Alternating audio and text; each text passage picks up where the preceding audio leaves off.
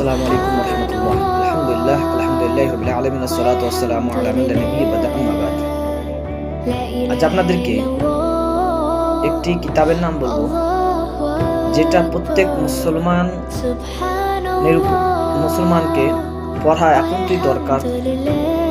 সেই কিতাবটা পড়লে মানুষ আল্লাহর রাসূলকে পরিপূর্ণভাবে চিনতে পারবে এবং ওতে আল্লাহর রাসূল কেমন করে জীবনযাপন করেছেন, কত কষ্টতে, আপনারা সেগুলো পেয়ে যাবেন। এমনকি সেই কিতাবে রাসূলুল্লাহ সাল্লাল্লাহু আলাইহি সাল্লাম জীবন ছোটকাল থেকে মৃত্যু পর্যন্ত কি করেছেন, কিভাবে কি করেছেন, সেই কিতাবটাতে পেয়ে যাবেন। সেই কিতাবটি হচ্ছে রাহিকুল মাখতুম। এই কিতাবটি বাংলা, উর্দু, আরবি সব ভাষাতে পেয়ে যাবেন। যিনারা বাংলা পড়তে জানেন বাংলাতে পড়বেন, এবং যিনারা উর্দুও পড়তে জানেন উর্দুতে পড়বেন।